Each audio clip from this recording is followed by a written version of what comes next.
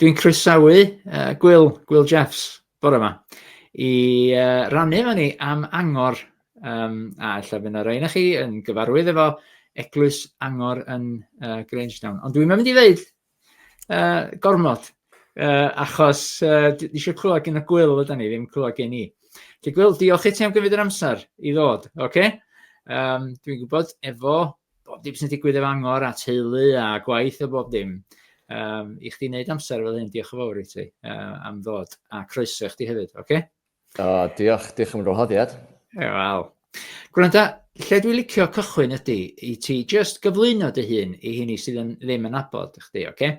A wedyn, ni wedyn edrych ar Angor ac i di rannu am Angor. Ond just cyflwyno yn fyr chdi dy hun i ddechrau ni, nid i? Ie, wrth gwrs. Ie, so Gwil dwi, neu Gwilym, o'r wythgryd yn reiddiol, so dod o'r gogledd, ond ddys i lawr i'r brifysgol i studio yng Nghaerdydd, ac cwrdd i Alice fy'n rhaid. Doedd hi ddim yn siarad Cymraeg ar y pryd, ond wrth i ni ganlyn ac ar ôl ni briodi, nath i ddysgu Cymraeg, ac o'n i wedi bod yn rhan o eglwys Ebenezer yma yng Nghaerdydd, ac yn teimlo di setlo fan yna, a wedyn nath Alice yn mynd o hefo fi. Felly, dyn ni wedi bod yna erioed ers i fi fod lawr yng Nghaerdydd, ac fel lot o Gymru, dwi jyst hefyd nôl fyny i'r gogledd yr anffodus, a dyn ni wedi setlo bellach yn Grangetown yma yn Gaerdydd yn ne y ddinas. Diolch i ti. A dyn ni 2 o blant bach a 1 bach arall ar y ffordd. Lovely. Felly, gwranda, hanes Angor, dwi wedi rhaid rhywfaint o cefndir i ni, cos mae'n eglwys weddol newydd, a so pa bryd gafodd i fflannu, a sy'n nath pethau gychwyn i chi? Ie, so dyn ni newydd bod yn cofio neu meddwl am y ffaith mae wedi bod yn rhedeg ers rhyw 5 mlynedd rwan. Ond i fod yn onest, mae'r greiddiau, os ydych chi, nath o ddechrau 2 flynedd cyn hynny. Ond na griw ohonyn ni, criw bach ohonyn ni, rhyw 4 ohonyn ni yn byw yn yr ardal yn Grangetown, ac yn teithio i gogledd y ddinas i'r eglwys. Ac o'n i'n gweddio am rwy'n i ddod i ddechrau gwaith Cymraeg. Gweddio rhywun arall wneud o, ie? O'n i'n dweud, Duw, come on, fel mae yna lot o Gymru yn yr ardal, dyn ni eisiau lleol, a dyn ni'n gweddio am hyn. A siŵr o fod, o'n i'n gweddio am rhyw 2 flynedd. O'n i bach yn slow yn yr uptake, yn cwrdd, yn gyson i weddio am hyn yn ta'n gilydd. A really, o fan yna, dyna lle ddechreuodd Angor. Nathon ni feddwl, wel, be am wneud ambell i ddigwyddiad a gweld, geidio beth y diddordeb. So nathon ni noson y gerddoriaeth byw, un tro hefo cerddordd yn Gristion yn rhannu ei stori o. Gafson ni noson garole mewn siop goffi, ac oedd yr ymateb jyst yn ffantastig, ac ni'n sylweddoli, na, mae rhaid ni rando ar hyn, mae Duw yn deud, mae anen i ni rando ar beth mae'n neud fan hyn, mae Duw ar waith yma. A felly, dwi'n meddwl nathon ni kind of teimlo'r push yna. Dych chi wedi bod yn gweddio, gnewch rhywbeth ta. Dych chi'n bod yn gweddio, dych chi yna, gnewch o. A so, os ni bron yn galw yn hynny yn accidental church plant yn y ffordd bod Duw wedi dangos i ni'n glir, mae gen pob un ohonyn ni rôl i chwarae, fel rhan o'i eglwys o, yn waith i deyrnas o. So rhyw 5 mlynedd yn ôl dechreuon ni gyfarfod wyneb y wyneb, a dyn ni wedi cael sawl lleoliad gwahanol ers hynny. Dyn ni wedi symud o gwmpas siop goffi, canolfan gymunedol, a bellach, dyn ni defnyddio eglwys, adeilad eglwys yn rhannu'r adeilad yna wedyn. Ie. So, os ti'n deud rwan 5 mlynedd yn ôl, oedd hynna, oedden ni reit yn ganol Covid, so sy'n nath hynna weithio i chi? Ie, so gathon ni Mae yna wen ar dwynaf, di roedd fi. Dwi'n ddiddordeb clywed hyn. Gatho ni y cyfarfod cynta, a wedyn oedd yr wythnos wedyn, oedd yr cyhoeddiad am lockdown. So, oedd o bach yn bizar, achos mewn sefyllfa lle o lot o eglwysi sefydliedig yn stryglo ac yn gorfod newid a addasu, well, suddenly, doedd ganddyn ni ddim norm. Yeah. So, dwi'n meddwl, doeddwn ni erioed wedi cael fel routine neu normality. So, actually, nathon ni just symud popeth ar-lein ag dyna oedd y normal am yr adeg yna a pobl yn mynd ar-lein wedyn. Cos dwi'n meddwl, beth sydd wedi'n haro fi rwan ydy, bod chi wedi cael un cwrdd cyn y lockdown, okay? Ond oedd yr had wedi cael ei hau. Ti'n fod? Ne fel arall, fysa'n illa 2 flynedd neu 19 mis cyn i'r had fedru cael ei hau. Ond gafodd y had ei hau, a nath o ddechrau tyfu adeg yna, ti'n fod? Yna sy'n haro fi. A dyw mor ffyddlon, mae dyw mor dda, achos oedd o'n gwybod, bod pa mor werthfawr oedd yr un cyfarfod yna, fel ti'n deud, a dy cyswllt yna, a wedyn ni a gallu parhau ar-lein wedyn. Statement of intent oedd yr cwrdd gyntaf yna, dwi'n meddwl, ti'n bod? So, beth am i ni fynd at galon, be da chi'n gwneud efo Angor? Be di'r weledigaeth i ddechrau ni? Be da chi'n awyddus i weld yr arglwydd yn neud, basically, na be di weledigaeth yn de? Be da chi eisiau gweld yr arglwydd yn neud? So, gweledigaeth ni ydy bod na eglwys Gymraeg, gyfoes a mwyaf pwysig hefo Crist yn y canol yma'n ddinas.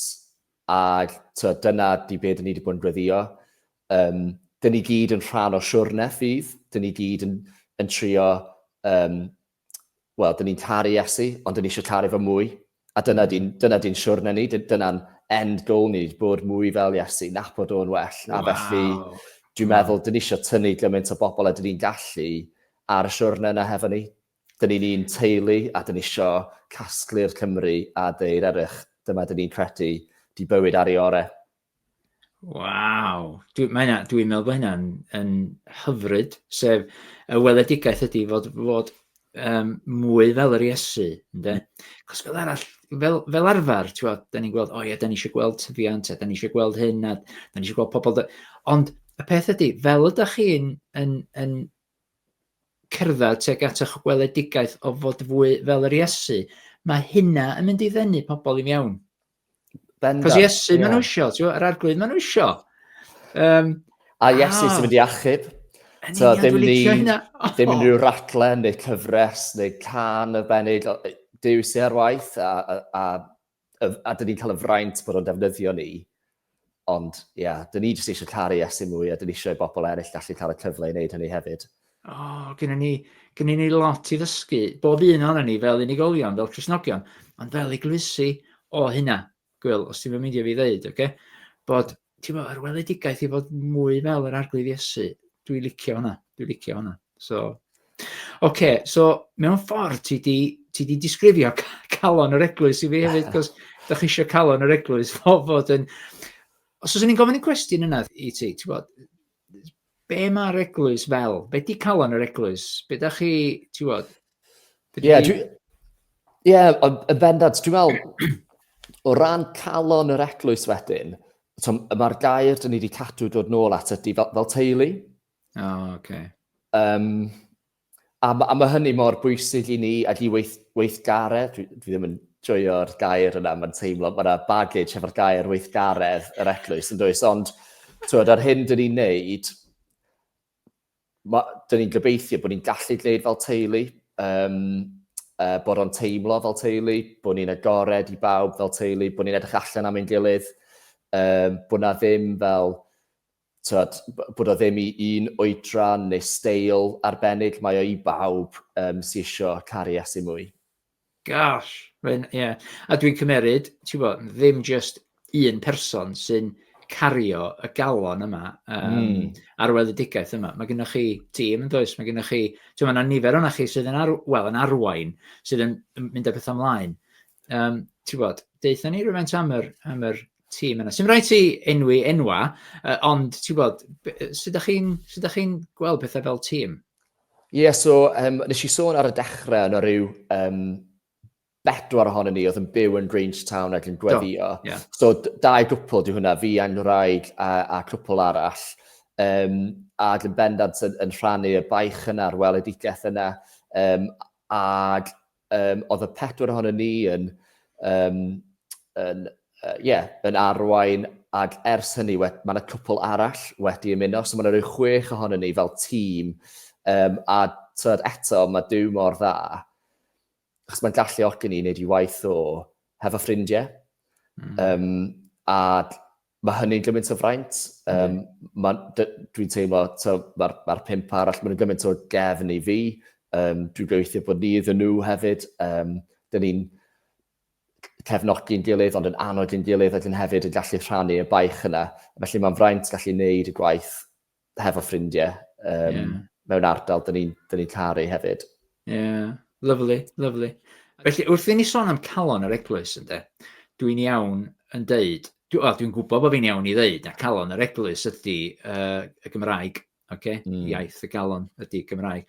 Ond da chi'n sensitif iawn i groesawu heini sydd, yn di-Gymraeg, neu yn dysgu Cymraeg, neu yn dydach. Pan mae hynna'n bwysig i chi? Ti'n hollol iawn. Rhan, fel ni'n dweud, rhan o'r weledigaeth oedd bod ni'n gallu addoli yn Gymraeg. Ac i nifer ohonyn ni, dyna'n mamiaeth ni. Dyna iaith yn calon ni, a bod o mor bwysig i fetru wneud hynny. Ac hefyd, Duw ddim di anghofio Cymru. Ac y Cymru hefo 2 Dwi'n meddwl dyn ni'n clywed yn ôl am hanes, a dyn ni'n meddwl am y ffordd mae Duw wedi bod ar waith, a dyn ni'n meddwl, ond mae hynny wedi digwydd, am hynny'n hanes, ond na, dyn ni'n wir yn arglwyddiedig bod Duw dal yn caru y Cymru a dal ar waith yn Nghymru. A dyna pan mae sianel di-Gwynedd mor gymaint o Annogaeth hefyd i fetru gweld hynny'n digwydd. Ond ymysg y Cymru Cymraeg, y stori sydd wedi bod ydy am ddirywiad ac am eglwysu yn cae, ac ella yr traddodiad yn gallu tagu, traddodiad Cymraeg yna'n gallu tagu gwaith yr ysbryd a gwaith Duw. A felly, oedd y ffaith bod ni'n neud rhywbeth yn Gymraeg a neud o mewn ffordd gyfoes yn holl bwysig, ond hefyd, mae'n had i yn Sais, mae dad yn dod o Birmingham, mae'n rhaid i yn Saeses, ac yn dweud i dysgu Cymraeg, ond dwi'n hollol ymwybodol i dad pan oedden ni'n tyfu fyny ac yn cael y magu ac yn mynd i'r capel, oedd mam neu dad yn mynd i orfod ddim addoli yn ei mamiaeth. Ac oedd rwy'n yn mynd i orfod aberthu. Ac oedd un fath efo Alice fy'n rhaid, os dyn ni'n mynd i eglwys Gymraeg, dwi'n addoli yn fy mamiaeth, sy'n holl bwysig i fi. A felly mae rhaid, neu mae hi wedyn yn neud yr aberth o peidio addoli yn ei mamiaith hi. So o'n i'n ymwybodol o'r tensiwn yna, a dyn ni hefyd yn ymwybodol o'r ffaith bod yna nifer o Gymru, fel fi a fel mam, wedi priodi uneti allan o Gymru, neu Cymru di-Gymraeg, a mewn gymaint o ffyrdd, mae'r iaith wedi bod yn rhywbeth sydd yn alienatio, neu sydd fel barrier, a dyn ni just really ddim eisiau hynny fod yn issue. Mae Iesu'n caru pawb, mae Iesu'n siarad pob iaith. Dyn ni gweld ar ddydd y Pentecost bod yr ysbryd lan yn galluogi pawb i glywed yr efengyl yn iaith eu hunain. A felly tra bod gyda ni calon dros y Cymru, a dyn ni ddim yn credu bod Duw di anghofio am y Cymru, a dyn ni eisiau gallu addoli yn y Gymraeg yma yn ein prif ddinas ni'n hunain, dyn ni eisiau gwneud hynny mewn modd groesawgar, a mewn modd lle dyn ni'n dweud, hei, os ydych chi'n dysgu, neu os ydych chi blant mewn ysgol Gymraeg, neu os ydych chi partner sy'n siarad Cymraeg, ydych chi ddim, mae yna dal groeso i chi. Dyn ni eisiau chi ddod yn rhan o'r siwrne. Gret.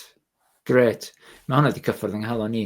Cos fel ti'n gwybod mae Jill yn Saesnes ydi Jill wedi dysgu Cymraeg. Felly mae hwnna wedi cyffwrdd yng nghalon ni i weld o'r persbectif ti di reid o. Mae yna ddeithinab y fyna, Gwil. Wiron, mae yna ddeithinab y fyna. Mae hwnna'n briliant. Sut mae hynna'n gweithio allan? Wel, dwi'n gwybod i radda, ond sut mae hwnna'n gweithio allan mewn ffordd ymarferol? Cos dwi'n gwybod, cos dwi wedi bod yn Angor fwy na unwaith. Ond i'r sort of gwrandawyr, ni di rannu fe ni sut mae hynna'n gweithio allan? So, yn y bôn, beth dyn ni'n trio gynnydd felly ydy bod yna wastad access, bod yna wastad fynediad i ddeallt beth sy'n mynd ymlaen. Felly, dyn ni hefo y geiriau emynau falle yn ddwyieithog ar y sgrin. Felly, mae modd i chi ganu mhabynnag iaith. Ac dyn ni yn gwneud yn siŵr bod yna gyfieithu ar y pryd hefyd. Felly, bod yna wastad ddealltwriaeth, bod neb yn teimlo'n left out na'r left behind, ond bod pawb yn gallu dallt. Hefyd, mae'n Nghymraeg i'n weddol wendlish i. So, mae hwnna'n help. Pan dwi'n siarad Cymraeg, dwi'n teimlo mae pawb yn gallu dallt. Mae'r ddau, na ni felly, so da ni'n iawn, da ni'n saff. Ti'n mewn cwmni da. Go on, sorry, cario ymlaen. Sut mae'n gweithio allan yn ymarferol? Dyfeithi ar y pryd, ie. Dyfeithi ar y pryd, a wneud yn siŵr bod y geiriau'n ddwyieithog ar y sgrin felly. Mae'n bwysig deud hefyd bod rhan o'r tîm arwain, mae gen i ddysgwyr sy'n rhan o'r tîm arwain hefyd, a felly wrth i siarad, mae'n siarad Cymraeg ble mae'n gallu, ond wedyn yn troi'r Saesneg, a di hynny ddim yn broblem.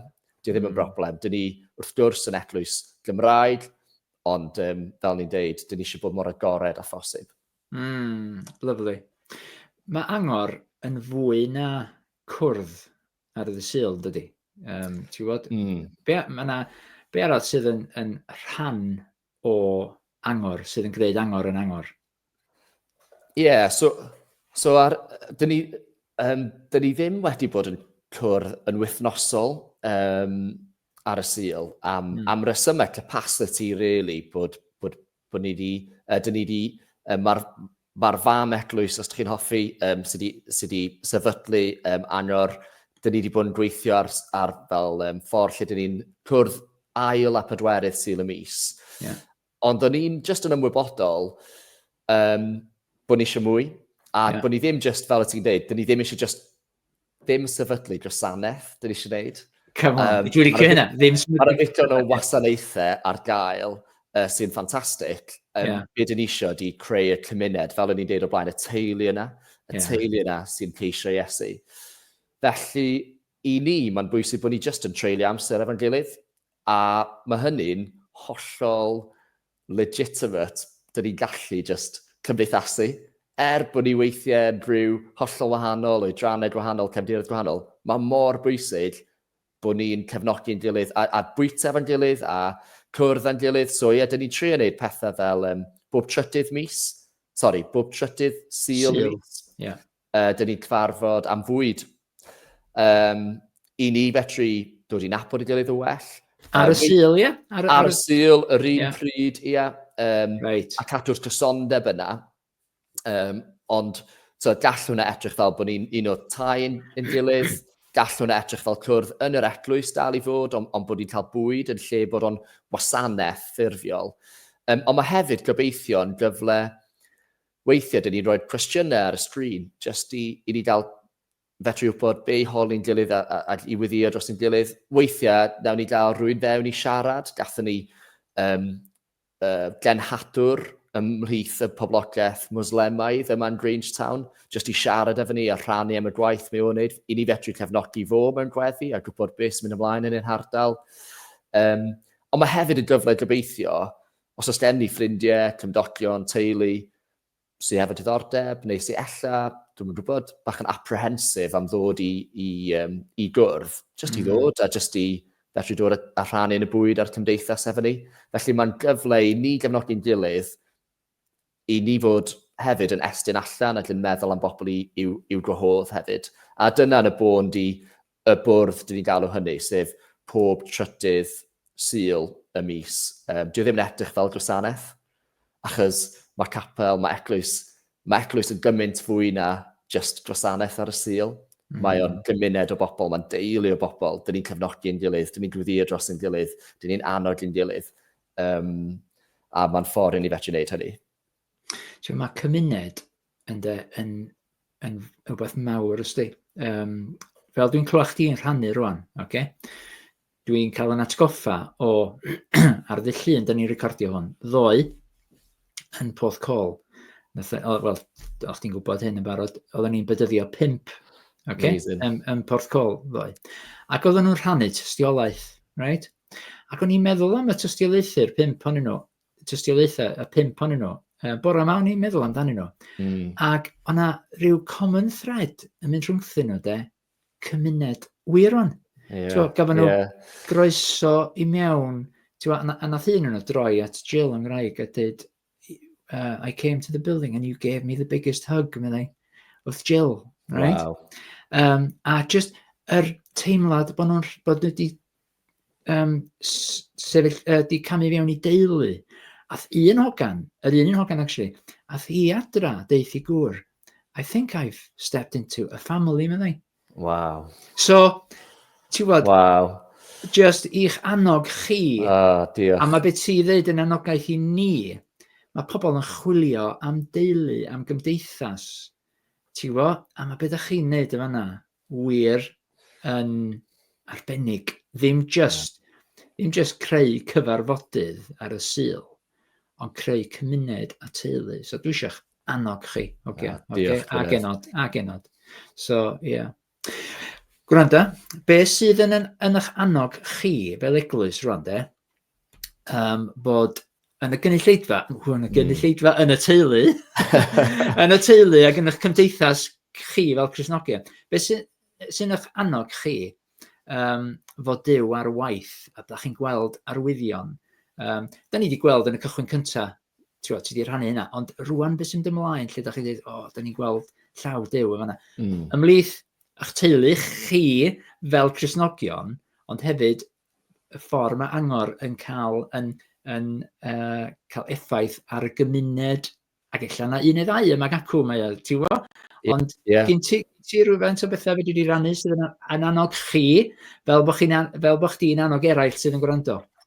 Wrth gwrs. Dwi'n meddwl, un o'r pethau dwi constantly yn syfrdanu ydy bod pobl yn dod i Angor. Ti di bod, Gwynedd, mae'n weddol rough and ready, fel ti di bod, weithio y PowerPoint sy'n mynd gweithio, neu mae'r addoliad yn y wrong key. Dwi'n teimlo fel, dyn ni'n adeiladu'r awyren tra bod ni'n hetfa ni. I ddefnyddio idiom Saesneg. A hefyd, os da chi'n mynd i cael plant, pidiwch o dod i Angor. Yn union, mae'r plant fyny'r pilbyd, maen nhw'n rhedeg o gwmpas. Mae yna lot o glitches, nawn ni roed i fel hynny. A felly mae hynny'n anogaeth i fi. Mae Duw sy'n ar waith, achos di ddim yn polished ac yn slick, ac yn, ddim geiriau, be mae Paul yn deud, ddim geiriau y clyfar na dadle Cris fan hyn, ond gobeithio gwirionedd y gair a addoliad gwir a fel ni'n deud, dyn ni jyst yn ceisio Duw, a felly mae hwnna'n anogaeth i ni, mae Duw sy'n ar waith.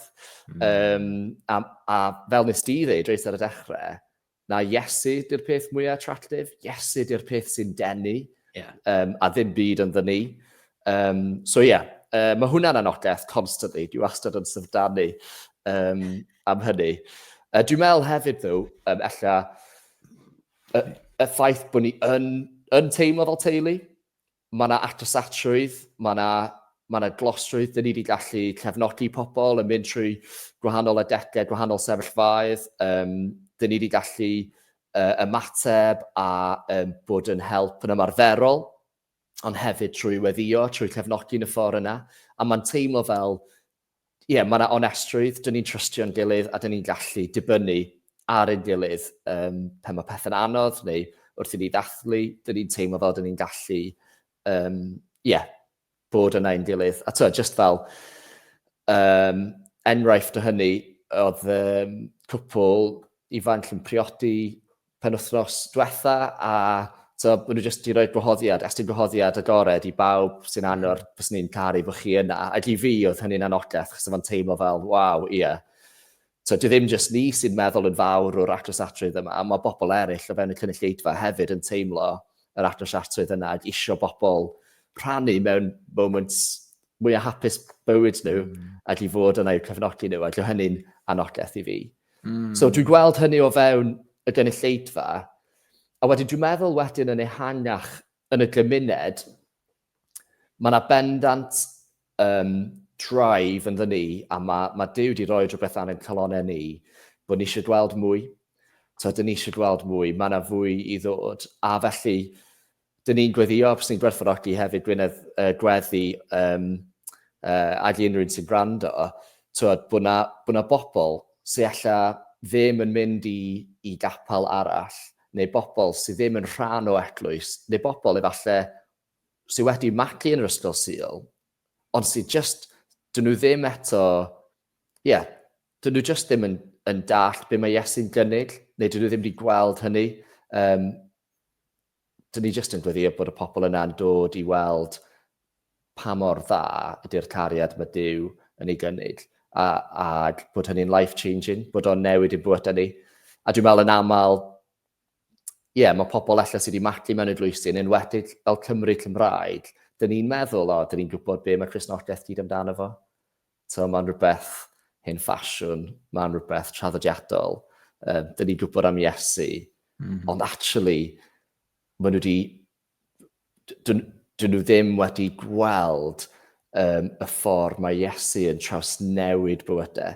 Mae o'n radical, mae'n exciting, mae'n antur, dio ddim yn rhywbeth hen a boring a llychlyd i'w gadw ar shelf. A felly, dyn ni'n gweddio am i mwy o bobl yn y gymuned ymuno gyda ni. A just, allan fel anogaeth i bobl hefyd sy'n gwrando, dyn ni wedi wneud ambell i ddigwyddiad yn y gymuned.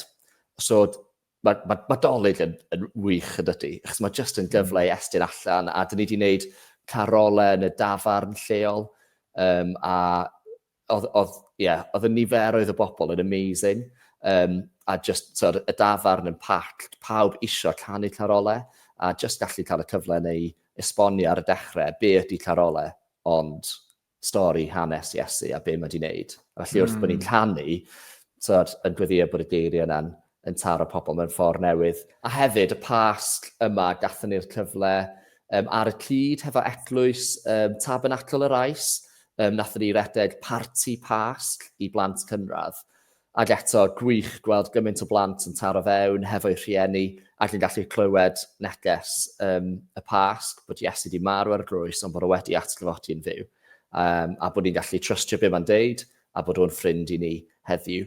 A felly, o'n i'n gallu rhannu hynny hefo bron i 30 o blant, dwi'n credu, ac ella hanner nhw o'r gefndiroedd diwylliannau hollol gwahanol, ond bod nhw'n siarad Cymraeg. A felly, mae'n jyst yn dangos, mae'r gymuned yma'n Grangetown, mae mor aml ddiwylliedig ac aml ieithod, ond dyn ni dal yn credu bod y neges sydd gyda ni am Iesu yn bwysig i'w rannu. A felly, mae wedi bod yn gret cael y cyfle i fedru wneud hynny hefyd. Briliant. Fysa'n iawn i fi ddeud, dod Gwil, fysa'n ffair i fi ddeud, os di rwy'n yn chwilio am eglwys, chwilio am am eglwys, os dyn nhw'n chwilio am rwla crefyddol sych efo trefn, peidiwch o dod i Angor. Bendant. Ond, ac yma di'r peth, os di rwy'n yn chwilio am deulu cymdeithas Cristnogol, sydd efo calon i bwysau mewn i Iesu Grist, sydd efo calon i gyflwyno Iesu Grist ac yr berthynas hyfryd yma sydd i gael efo Iesu Grist, a achos gras Duw.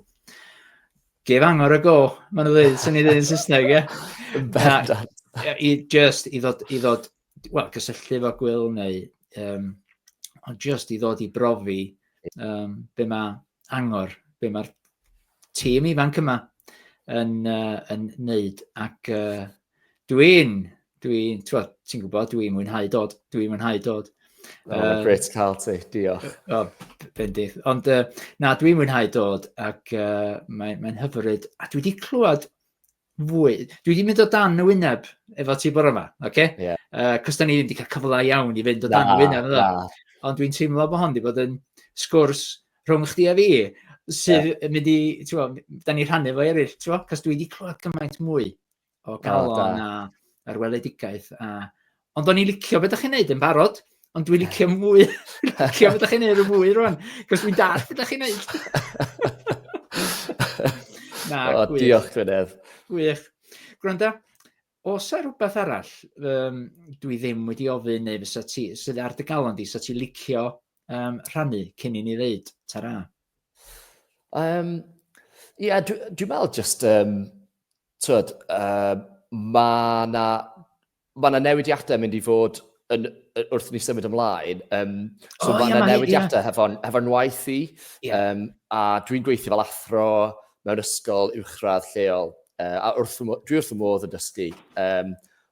Ond mae'r cyfle wedi dod, a mae'r ysgol wedi bod yn wych, a mae eglwys Ebenezer wedi cytuno i fy nghyflogi rhan amser i fetru roi mwy o amser a mwy o waith fewn i Angor. So, just i ddeud, nodi hynny, ag os mae yna bobl yn gweddio, bys ni'n rili gwerthfawrogi a gweddi wrth ni yn teimlo fel dyn ni'n camu ymlaen fewn i just cyfnod newydd, exciting, scary ar exciting, mewn equal measure. Yna di'r answer, yna di'r answer. Yr answer, ie. We're all for the answer, okay? Ond pe mae'n dod, da ni'n, Bendant. Na, dwi'n dall beth ti'n feddwl, dwi'n gwerthfawrogi beth ti'n feddwl. Mae hynna'n newyddion gwych, dydy, dyfo ti'n, 2 ddwrnod yr wythnos wedi... A fo, deudydd, ie. So na, cyffroes iawn, a fel ni'n deud, mae'n galluogi ni wedyn i wneud mwy fel criw, a be hynny'n cyffroes iawn.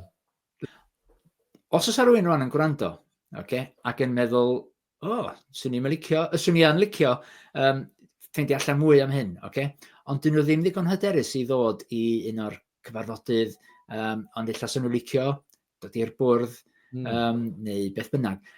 Fedra nhw gysylltu fo chdi gynta, neu Alice, i just i wneud y cysylltiad yna, i ofyn illa un o ddau gwestiynau, ac i just i wneud y connection cyn cymeryd y cam. Cos mae yn gam mawr i rhai bobl, just i gamu mewn i gwrdd ar y sul, neu just troi fyny i'r bwrdd. Felly, na i reid cyfeiriad e-bost i fyny, ia? Spot on, bys hynny'n wych, ia, ag mae yna wastad groeso hefyd, os mae pobl ar Instagram i fetru cysylltu yn uniongyrchol trwy ffordd na, ond bydda e-bost, na i roed yr e-bost, ia, bydda'n gret, a wastad groeso unrhyw un gysylltu. Gret. Gwil, diolch yn fawr iawn i chdi, Diolch i chi, diolch yn fawr iawn. Yng nghanol bob dim, ti wedi reid yr amser yma, a dwi wedi mwynhau. Felly, mae'n dechrau da i nwrnod i. Felly, ie. Diolch, Gwynedd. Bendith i chdi. A ti. Tyra.